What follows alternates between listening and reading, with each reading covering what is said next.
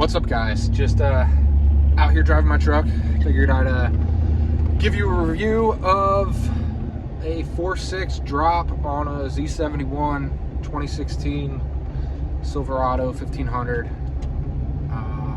The front is dropped on IHC control arms for a 4-inch drop. I could take a shim out, make it a 5-inch drop up front.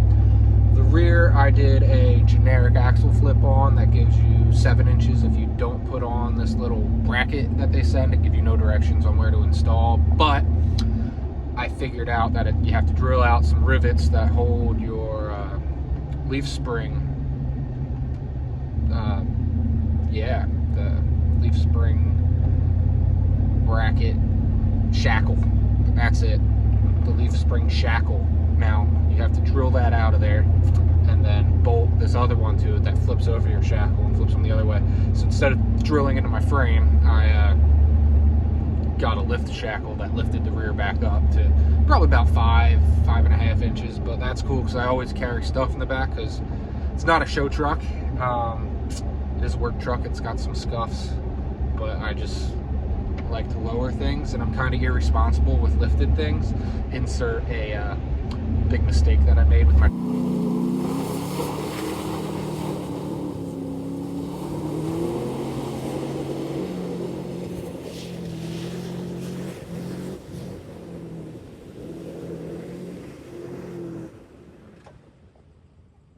truck when I first got it, and it was still stock height. So I lowered it. Can't do that anymore. The ride isn't terrible. The back, they say you don't need a C notch for your rear if you're 6 or less of a drop. I'd highly recommend one if you use your truck at all. Like if you put like a 3-month-old infant back there, you're gonna hit your frame, or like a piece of paper. You're gonna bang your frame off your axle.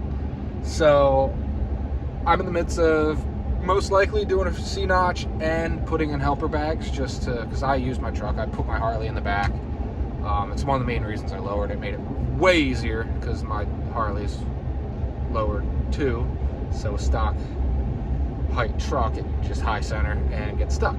But other than the rear kind of banging around, the ride's just like factory. The control arms went on fine. I still have my full turning radius that IHC has had complaints about in the past, but I've gotten the remedied control arms that give me the full 1.5 turns. I mean, this is obviously an extended cab, not the crew cab and not a single cab, so it's supposed to have 1.5 complete turns, which it does.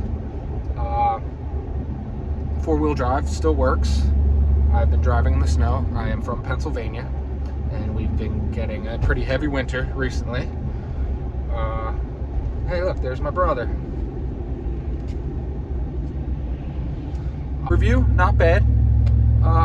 Sits well. I'm on stock wheels. I had 22s on here, the transit wheels, but tires were too skinny. They were like rubber bands, so it made the ride a lot worse than what it is now with the stock wheels on. And plus, these are like the nice Goodyear Wranglers that give me good traction in the snow. So I haven't really had an issue with the snow, even with the drop, and we've had over a foot of snow in just one storm. So right now it's melting. We're waiting on another 8 inches tomorrow. Driving real slow here. See, there's that banging, if you guys can hear that. But that's with probably 300 pounds of tools in the back.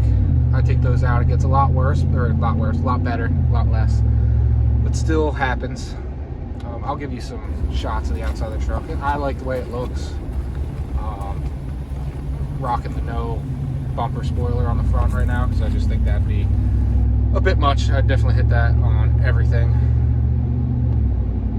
So I'll be getting a new, I ripped my skid plate off because that was too low. So I'll be getting a new one of those. But I like it. I have to I have to get a better alignment, computer alignment on the front. The toe's good, the camber's a little bit off, and I'm gonna play with that. I was in the middle of moving, so didn't get a chance to do all that.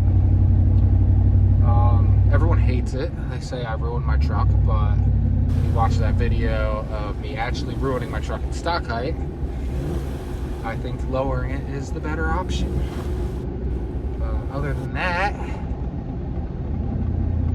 so far, truck is great. I was debating whether or not to lift it back up to stock height before I put the new shackle on the back, because the ride did suck. It was basically just sitting on the frame. If I put it, like I said, if I put anything more than 10 pounds in the bed of the truck, it would just sit on the frame on the axle. But lifting it back up with that shackle, which is the way IHC does it with their kit, I probably should have just bought their kit, the full kit, but they were back ordered for one of them, so I just ordered 2 different kits, and that was my bad. I'll try to look up and tell you what the rear kit was, and I would just recommend buying the shackle and a flip kit, but it ends up being the same price as buying the whole flip kit that comes with the shackle from IHC. I haven't had any drivetrain issues. Some people run into having to shorten their drive shaft when they lower the truck 6 inches. Mine's good. Has the amount of free play it's supposed to have, probably a little less just because the angle of it, but not too bad. The install took probably 4.5 hours with playing with the alignment a little bit too, with me and another guy, my buddy. We did it on a lift, so that was probably a time saver there. But I swapped the shackles on the ground on the driveway with the jack, so that was probably about an hour's worth of work. But I would definitely go that route with the shackles just to begin with. If I were to do it again, it probably would only add 15 minutes doing it on a lift in the long run. But yeah, that's basically my review. It's been like 5 months, probably 6,000 to 8,000 miles. I would say the rear shocks are kind of worn out a little quickly. Probably those shocks were a little cheaper than which ones I could have gotten. So I'll probably be replacing them with a little bit better when I do the bags. But I've had the bike in the back after the shackles. It sits about a ½ inch off the frame with the bike in the back. The Harley-Davidson Softail, so 700 pounds. So it gets a little bangy for sure, but not too bad. I drove to Ocean City, Maryland, so that was like a 2.5, 3 hour drive, and she did fine. I don't really know if you have any questions. Go ahead and fire them off in the comments section. If you're not a subscriber already, please do subscribe. Working on being able to make more videos, but I just want to get on my bike and ride it, but cannot because it's stuck in the garage that there's a foot of snow outside of, and it's on grass, so probably not fun to get to, and there's salt everywhere, and I don't want to do that to her. So I'll make a couple videos, get some time to edit them this week. Got some other stuff I'm planning on doing. Need to get a new GoPro because I lost that when I almost ruined my truck at stock height. So there's that. And now I'm just rambling.